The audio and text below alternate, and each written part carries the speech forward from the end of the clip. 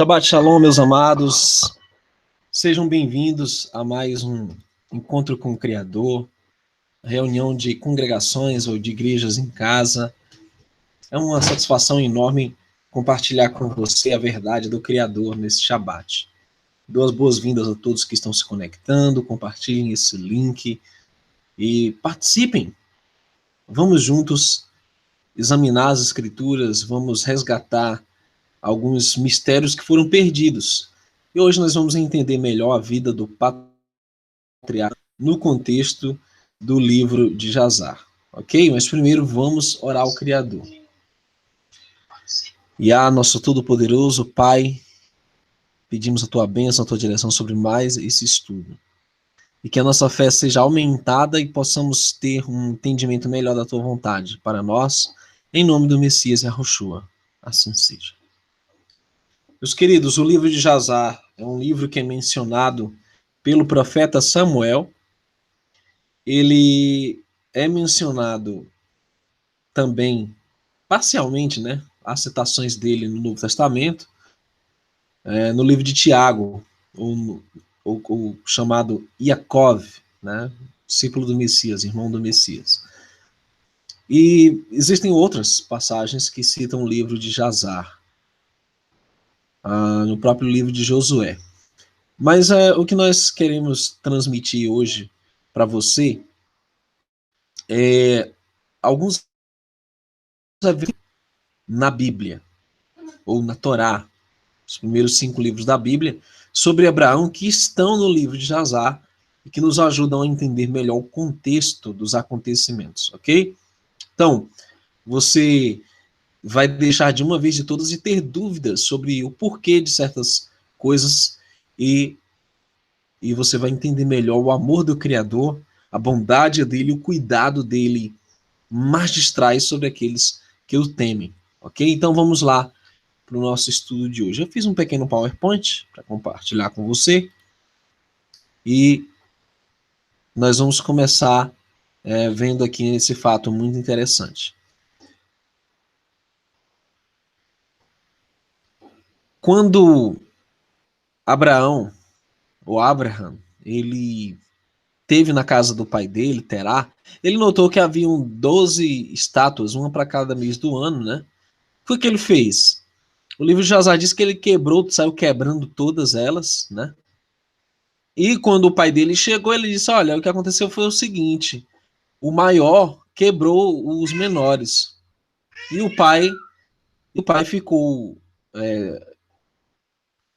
muito irado com aquela atitude, né? E disse: você está mentindo, né? Isso não aconteceu. Então ele disse: bom, se o seu Deus não pode se mover, é um inútil tão pouco, né? Eles não podem se defender e são ídolos, são imagens inúteis. Não andam, não falam, não pegam, não ouvem, não servem para nada.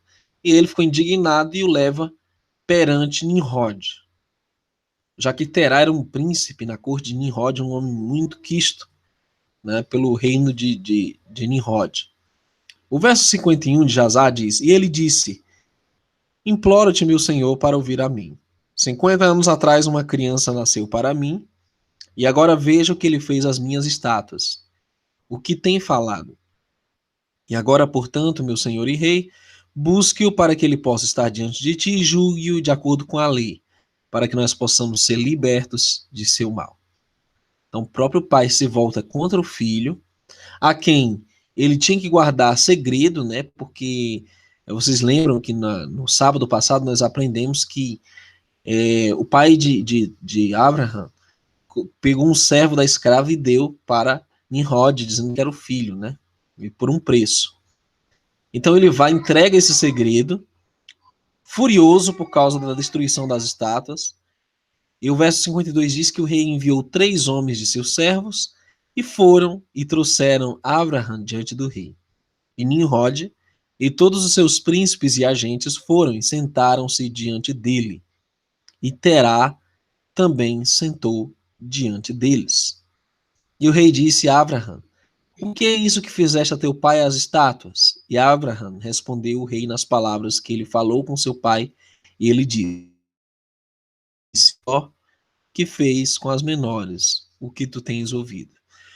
Bom, queridos, por meio dessa atitude, Abraham esperava impressionar o coração deles a se voltar para o eterno verdadeiro, né, o Deus de Israel. O que acontece é que, uma vez, Nimrod havia andado nos caminhos do eterno, só que ele se desviou. O que acontece é que Terá era um descendente direto de Shem, ou Sem, né, como tem na Bíblia, o filho de Noé mais fiel, mais temente. Então eles tinham conhecimento do eterno, tinham conhecimento de tudo isso, só que enveredaram pela idolatria. E Abraham, como foi criado, né, desde os 3 anos de idade, mais ou menos, se não me engano, com o avô e com o patriarca, né, Noé, então ele tinha um conhecimento muito, muito aprofundado do eterno. E isso desenvolveu um temor nele. E são fatos que a Bíblia não cita. Só mostram Abraão já velho, né, com um chamado para sair de Ur, a terra dos caldeus, né, antiga Babilônia. Agora, a questão é que a Bíblia não cita os pormenores desses relatos. Né? Os pais contam para o filho a história, olha, Papai do céu pediu para Abraão sair lá da cidade e ele saiu, ele obedeceu. Sim, mas havia outras questões em jogo no meio dessa história, né? Bom, verso 53 diz: E o rei disse a Abraão: O que é isso que fizeste a teu pai e as suas estátuas? E Abraão respondeu o rei nas palavras que ele falou com seu pai. Ele disse: A estátua maior que fez com as menores o que tu tens ouvido. E o rei disse a Abraão: eles têm poder para falar e comer e fazer como tu disseste? E Abraão respondeu o rei dizendo: Se não existir nenhum poder deles, porque tu os serve e faz com que os filhos dos homens errem através de tuas idiotices? Imagine que eles podem servir-te ou fazer qualquer coisa pequena ou grande. Tu deverias servi-los? E por que tu não percebe que Yah, Todo-Poderoso do Universo que te criou, o Altíssimo, tem poder de matar ou deixar viver? E agora, a frase que Abraham declara na cara de Nimrod: Ó tolo, simples e ignorante rei, ai de ti para sempre. Essas palavras de Abraham sobre Nimrod, elas vão além do reino de Nimrod e do que ele representava. Eles é como se fossem um eco para suas gerações futuras. Porque Nimrod foi o pai das civilizações que despontaram depois, né? Naquela região ali de Babel, onde foi a Torre de Babel, né? No Oriente Médio. Hoje é o Iraque, mas ali foi o palco de grandes impérios, Império Assírio, Império Babilônico, o próprio Império Persa residiu lá por um bom tempo, né? Tanto é que Daniel estava lá, permaneceu na corte de Babilônia. E aí você vê os gregos, né, no Império Seleucida, permaneciam naquela região do norte ali, né? Dominou aquela região depois. Enfim, vamos dizer assim, essa maldição, esse ai que Abraão joga na cara de Nimrod, é algo que impressiona, porque Nimrod era um homem violento, muito poderoso, e ninguém falava assim com ele lá. E é lógico que por isso que vai acontecer agora o que aconteceu, né? E quando o rei ouviu as palavras de Abraham, ele ordenou que fosse colocado na prisão, e Abraham ficou 10 dias na prisão. E Terá respondeu o rei: Por que meus sentimentos eram grandes para com meu filho naquela época, e eu levei um filho de minha escrava, e eu trouxe para o rei. O rei disse: Quem te aconselhou a fazer isso? Diga-me, não oculte nada de mim, então não morrerás. E Terá ficou grandemente apavorado na presença do rei, e ele disse ao rei: Foi Harã, meu filho mais velho, que me aconselhou a isso. E Harã tinha naqueles dias que Abraham nasceu 32 anos de idade. Mas Harã não havia dito, pois Terá disse isso ao rei para não entregar a alma ao rei, pois ele o temia muito. E o rei disse a Terá: Harã, teu filho, que ele disse isso, deve morrer, por meio do fogo, com Abraham, pois a pena de morte é dada em cima dele, por ter rebelado contra a vontade do rei em fazer esta coisa. Será que essa punição de Nimrod lembra alguma outra história da Bíblia? Eu vejo vários paralelos aqui. Abraham, 10 dias na prisão. Depois você vai ver que ele ficou preso lá em Midian. Também tem uma citação no Apocalipse, né, que os sobreviventes da igreja de Esmirna seriam lançados 10 dias na prisão. Enfim, é um paralelo profético. O povo do Eterno sempre aprisionado, 10 dias, uma punição completa, total. E me parece que era um costume daqueles povos jogar o pessoal na fornalha. Né? Até parece que era um dos deuses que eles adoravam, fogo. Né? E então, o que acontece? Nimrod ordena que Harã, irmão de Abraham, e o próprio Abraham, o Abraão, fosse lançado na fornalha ardente. E lógico, isso não está na Bíblia. Porém, são detalhes que a Bíblia não cita. Já mostra Abraham com idade avançada saindo de Ur, né? No capítulo 12 de Gênesis. Não mostra nenhum pormenor da vida desse tremendo patriarca. Que, aliás, quando eu comecei a ler o livro de Jazar, eu comecei a ter mais respeito e mais admiração por esses patriarcas. Desde o nascimento de Abraham, os filhos dele, de Esav, Yaakov, né? O próprio Isaac, toda a história da descendência dele, os 12 filhos de Jacob, o Jacó, é uma coisa tremenda, né? A história deles, né? E, lógico, os detalhes não estão na Bíblia, infelizmente. Deveriam estar, porque o livro de Jazar era considerado um livro sagrado, um livro digno de credibilidade pelos antigos, né? Era frequentemente mencionado como uma referência bíblica. E eles foram ligados às mãos e os pés com cabos de linho, e os servos do rei levantaram eles até lançá-los ambos para o forno. Iarro, o Todo-Poderoso, amava Abraão e teve compaixão por ele. Iarro desceu e protegeu Abraão do fogo, e ele não foi queimado. Mas todos os cabos com que eles foram presos foram queimados, enquanto Abraham manteve-se intacto e andou sobre o fogo. E aqui é outra coisa, um paralelo com a história dos amigos de Daniel na fornalha ardente de Daniel capítulo 3, porque os homens que foram jogar Abraham na fornalha foram queimados na hora. Mal conseguiram colocar Abraham lá e foram queimados. E parece que dessa história, Abraham não ficou só alguns momentos dentro da fornalha, não. O homem ficou dias lá dentro. Veja a coisa como foi séria. E Abraham andou no meio do fogo 3 dias e 3 noites. E todos os servos andando dentro do fogo. Será que 3 dias e 3 noites seriam paralelo com os 3 dias e 3 noites de Jonas no ventre do peixe? Seria um paralelo com a morte do Messias, 3 dias e 3 noites, também, debaixo da terra, no coração da terra? Bom, você tira suas conclusões, mas tudo nas escrituras é perfeito, é simétrico. Uma coisa remete à outra, não há como desvincular, tornar aleatórios esses eventos. Tudo está interligado com a providência do Altíssimo, com a forma dele lidar com os afazeres dos homens, né, da forma como ele se manifesta para proteger os seus. Como diz o livro de Isaías, quando passares pelo fogo não serás queimado, quando passares pelas águas elas não te submergirão. Dos seus.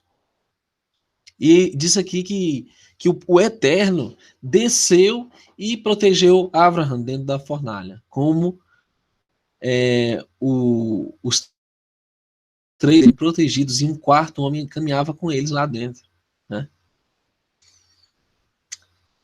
E aí disseram os servos ao rei: eis que temos visto Abraham andando no meio do fogo, e até mesmo o menor vestuário que está nele não é queimado, mas o cabo com o qual ele foi amarrado se queimou. E quando o rei ouviu suas palavras, seu coração desmaiou e ele não pôde acreditar. Assim ele enviou outros príncipes, os mais fiéis, para ver da questão, e eles foram e viram, e disseram para o rei, e o rei se levantou para ir. Bom, queridos, o Eterno sempre se glorificou no meio dos pagãos, dos gentios, sempre. Desde o princípio do mundo. Ele tornou seu nome conhecido e foi magnificado pelo seu servo Enoque perante o reino dos gigantes, dos monstros, o reino dos homens. E eles temeram. Tanto que veio o dilúvio e arrasou com tudo, conforme Enoque havia profetizado que aconteceria. E aí não seria diferente com Abraham. E o Eterno se glorificou diante de Nimrod, diante dos povos antigos. Desde o início dos tempos, o Eterno se glorifica por meio dos seus servos. E para que estamos aqui, senão para glorificar o Altíssimo? Tem gente aí glorificando líderes, glorificando profetas do YouTube, canais do YouTube, gente que fica babando e enaltecendo homens de carne, comedores de feijão. Mas, meu irmão, esses aí são idólatras. Eles não conhecem o Eterno de Israel, eles não conhecem a glória do Eterno, meu irmão. É incomparável, Kavod, a glória do Altíssimo, é incomparável. Nenhum homem pode monopolizar o conhecimento do Eterno, ou a sabedoria, ou tal. O Eterno é o Eterno, ele é tudo em todos, é sobre tudo. Não há como ser comparado a sua glória infinita, seu conhecimento, sua sabedoria. E Abraham glorificava o Altíssimo, desde sempre. Bom, então, o rei disse a Abraham: como é que tu não te queimas no fogo? E Abraham disse ao rei: Yahweh, o Altíssimo, dos Chamai, do céu e da terra, e que tem tudo em seu poder, entregou-me do fogo que tu me atiraste. Ele livrou-me desse fogo. Harã, o irmão de Abraham, foi queimado em cinzas, e procuraram por seu corpo, e eles descobriram que ele fora totalmente consumido. Aí Abraham glorifica o Altíssimo. Ele podia ter dito: eu sou o tal, eu tenho poder sobre o fogo, eu sou um Deus. Tanto é que o relato do livro de Azar diz que eles se curvaram todos e queriam adorar Abraham. Mas não, ele disse: levantem-se, eu não sou nada, o Criador é tudo. O Criador é quem fez essas maravilhas diante dos vossos olhos. E Abraham saiu da presença do rei em paz, e muitos dos servos do rei o seguiram. Cerca de 300 homens se juntaram a ele. E Abraham voltou naquele dia e foi para a casa de seu pai, ele e os homens que o seguiram. E Abraham serviu Yahweh Altíssimo todos os dias de sua vida, e andaram nos seus caminhos e seguiram a sua Torá, a sua lei. É uma coisa importante, é que alguns dizem que a Torá foi dada no Sinai, a lei, né? Mentira. O próprio livro de Gênesis, capítulo 26, narra que Abraham andava em todos os estatutos, preceitos, juízos e leis do Eterno. Não é que foi só lá no Sinai, 400 anos depois, que na escravidão, que foi dito: não farás imagem de escultura. O povo já sabia que não era para fazer imagem de escultura. Sabia que não era para matar, sabia que não era para adulterar nem cobiçar nada do próximo. Sabia que era para guardar o Shabat. O problema é que eles haviam perdido isso, né? Era passado esse conhecimento de pai para filho. Tinha os livros de Enoque, com certeza, tinha esses livros lá escritos, né? Só que aí eles esqueceram o Eterno, se misturaram com os costumes das nações e, portanto, perderam de vista o Eterno. Mas o testemunho de Abraham arrastou pessoas da corte de Nimrod. Eles disseram assim: não, esse Deus do Nimrod aqui não tá com nada, esses deuses da gente aqui não tá com nada, eu vou seguir o Deus, o Elohim de Abraham.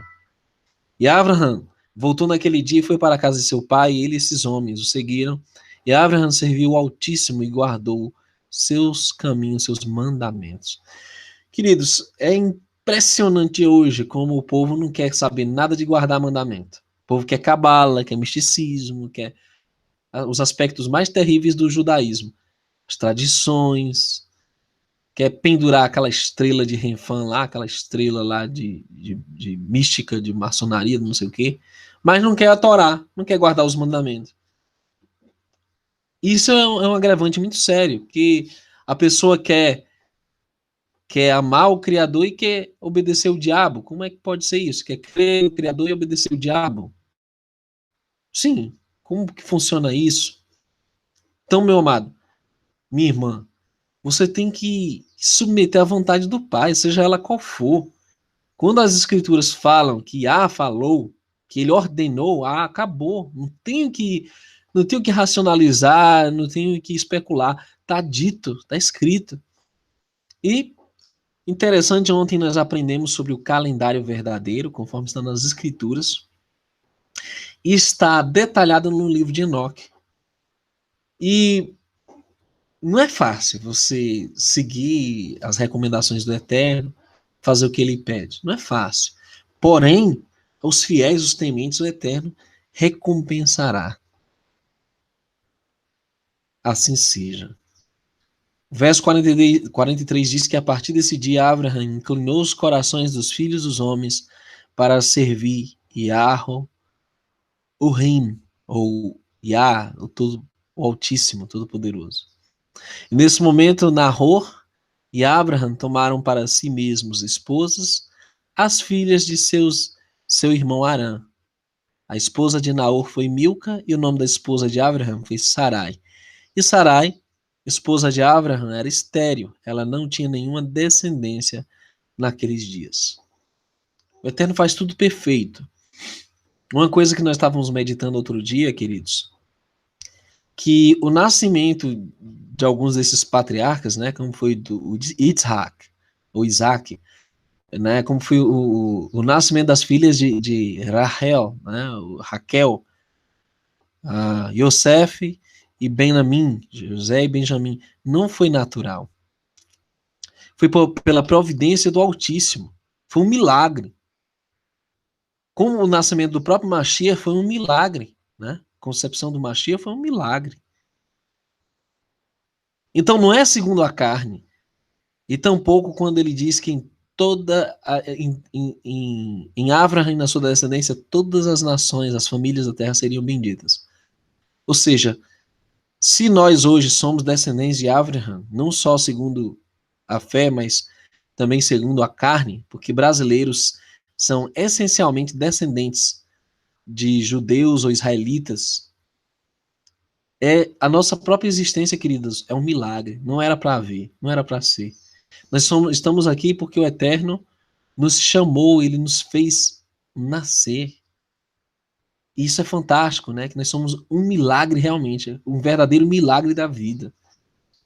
Então tudo é respaldado na emuná, no invisível, primeiramente. E há quem blasfeme, há quem ainda zombe e caçoe da verdade do Altíssimo, sendo que o próprio DNA dele, a constituição dele, se deve à benevolência do Eterno. Como é tremendo isso. Então, Abraham, o pai da emuná, o pai da fé, né, aquele que andou nos caminhos do Eterno, seguiu a Torá, é para nós um exemplo. E mais, aqui explica que por que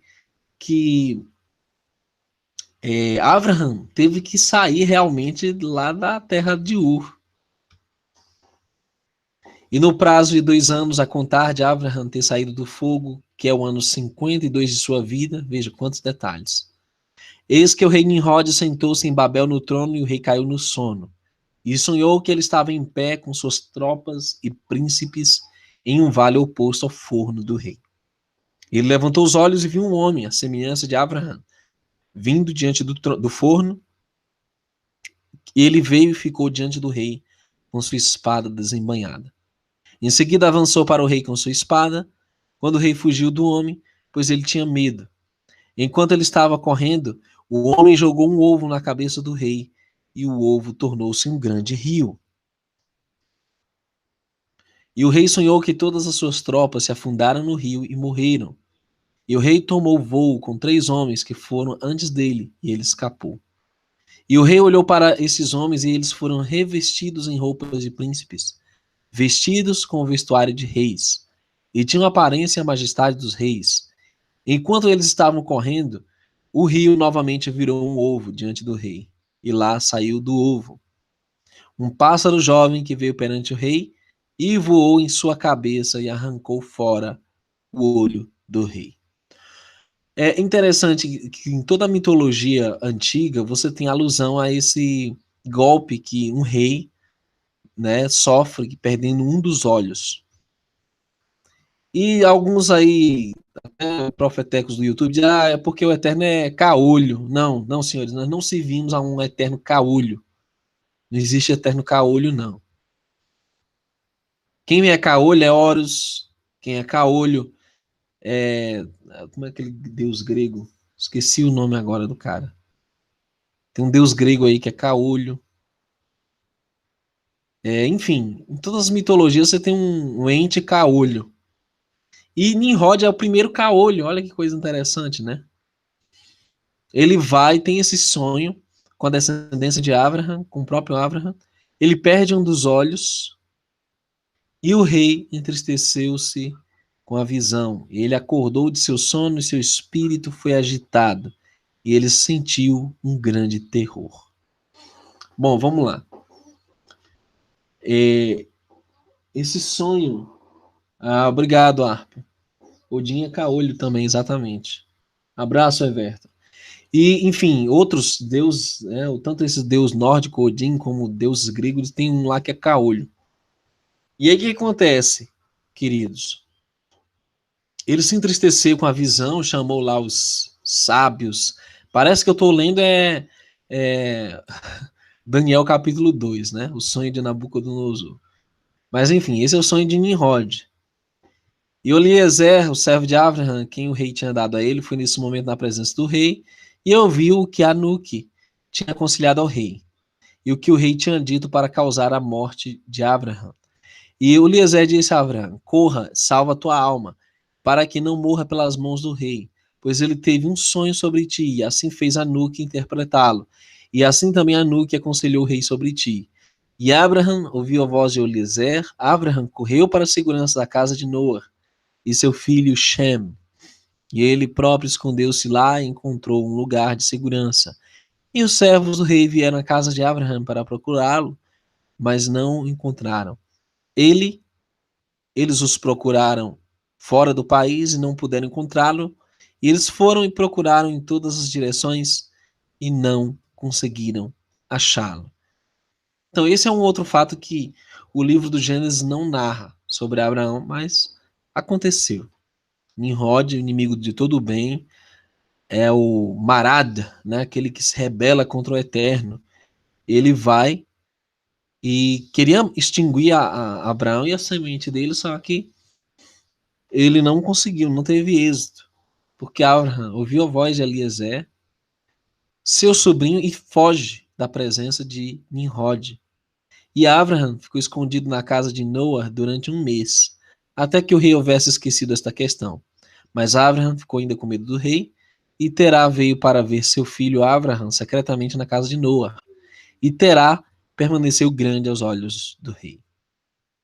Então você vê que o caráter do pai de Abraham não era essas coisas, né? Ele era um idólatra compulsivo, não se arrependeu desses caminhos e era um mentiroso e ele aborreceu os filhos em detrimento do amor ao rei, Nimrod. Então, ele permaneceu grande aos olhos do rei, né? Mas não grande aos olhos do Eterno.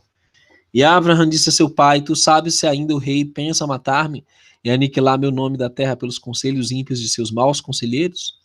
Agora o que tens tu aqui e o que tu tens nessa terra? Vamos ir juntos para a terra de Canaã, pois poderemos escapar de sua mão, para que tu não pereça também através dele nos últimos dias. Olha que interessante. Se Abraham não tivesse obedecido o Eterno, e permanecido na cidade de Ur, ele teria sido aniquilado.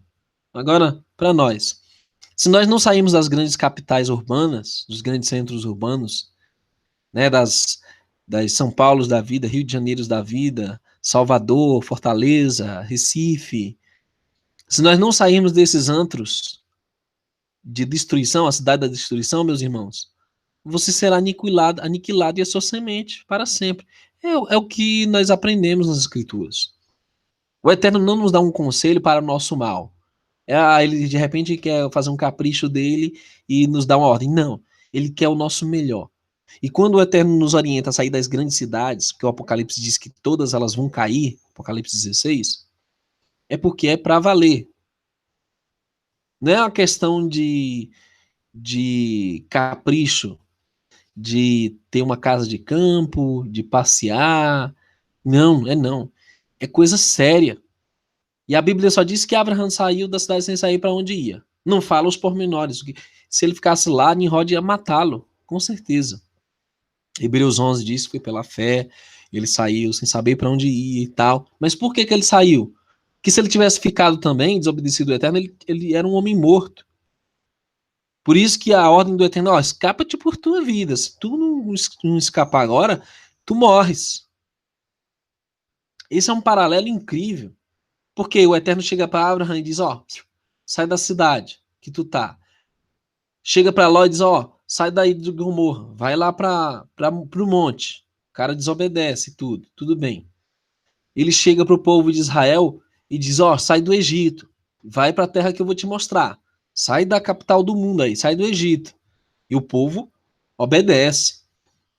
Aí o povo desobediente é levado cativo, né, pela Síria, depois pela Babilônia, e ele chega lá para esse povo, volta para a terra de vocês, né? O grande êxodo, né, o retorno do povo da Babilônia para Israel, né? Sempre foi assim. O Eterno chega para esse povo no meio da idolatria, no meio das grandes cidades, no meio da prostituição, no meio da criminalidade, e sai daí. Vai para a terra que eu vou te mostrar, meu irmão. As pessoas têm me ligado e dizem, irmão, o que eu faço, irmão? Como é que eu faço? Irmão, simples. Você tem algum bem, tem uma moto, tem um carro, compra um pedaço de terra. Financia lá um negócio no monte, lá no campo. Ah, não, mas eu não tenho dinheiro. Todo mundo tem dinheiro, irmão, para comprar uma casa de praia, um terreno de praia, e não tem para comprar uma propriedade no campo. Tá assim de gente querendo sair do interior e vir para a cidade. E não tem? Tem. Você vai lá no OLX e vê lá propriedades próximas à região em que você está, ou estratégicas para onde você mora, longe do mar, longe do campo, de preferência com grandes altitudes, né, como uma serra, montanha. E aí você começa o êxodo, saída do Egito, a saída de Babilônia, a saída dos caldeus, como Abraham fez. E aí, meu irmão, quando você se manifestar em fé, o Eterno vai te abençoar. Mesmo que você não tenha nada na vida, se junta um grupo de irmãos e diz, vamos se juntar. Quem tem mais dinheiro ajuda o pobre que não tem, dá um pedaço de terra para ele construir, tá entendendo? E assim as coisas vão caminhar, irmãos. Mas o paralelo é incrível, o paralelo aqui é muito certo. Abraham, o pai da Emuná, saiu de Ur. Ele saiu por quê? Porque ele não tinha nada melhor para fazer? Não, ele saiu porque ele ia morrer, se ele ficasse lá. Inclusive, nós vamos estar postando uma série, eu e a Jemima aqui, sobre dicas de como você vai sair, de como você vai se estabelecer e se preparar para o caos adiante que está vindo. E incrível, Abraham pensava já na posteridade dele, na descendência dele, nos últimos dias. Se eu fosse você, eu leria o livro de Jazar para você pegar esses detalhes aí do exemplo de Abraham, né? O exemplo de Noah, o exemplo de Shem, ou Sem, a Bíblia chama, né? Por que o Eterno escolheu esse homem? Por que foi tão importante ele ter aprendido com os servos do Eterno, né? E hoje é importante, irmãos, que você tema ao Eterno, que você siga as Escrituras, siga os mandamentos do Criador. Eu creio que a tônica desse projeto é essa. é guardar os mandamentos do Altíssimo e guardar a fé no Messias. Esses dois pilares aí são indispensáveis. E outra, quando você pesar as informações, as profetadas e os mestres aqui do YouTube, pese, eles têm os mandamentos, eles têm a fé no Machia, aí, meu irmão, se não, cai fora, meu irmão, sai correndo dessa Babilônia aí, que senão você vai perecer, ok? Que o Altíssimo de Israel te abençoe grandemente, meus irmãos e irmãs, ampliando a sua visão para os tempos em que estamos vivendo. A virada do sexto milênio está chegando. Temos poucos anos, muito poucos anos pela frente até o Mashiach voltar. Nós sabemos que esse é um momento de restauração de todas as coisas, restauração do calendário, restauração da fé hebraica, restauração das nossas raízes, né? E nós estamos resgatando tudo isso nesse momento, porque algo muito maior, muito grande está para ocorrer. Que Yah te abençoe, em nome de Yahushua HaMashiach. Shalom a todos os nossos irmãos, um forte abraço e até o nosso próximo Hangout. Os vídeos anteriores a esse estão no canal, são os vídeos sobre o livro de Jazar, que nós estamos lendo, né? Os pontos que não tem na Bíblia, e todos os sábados você terá a sequência desse estudo. Então, até lá, se o Eterno permitir.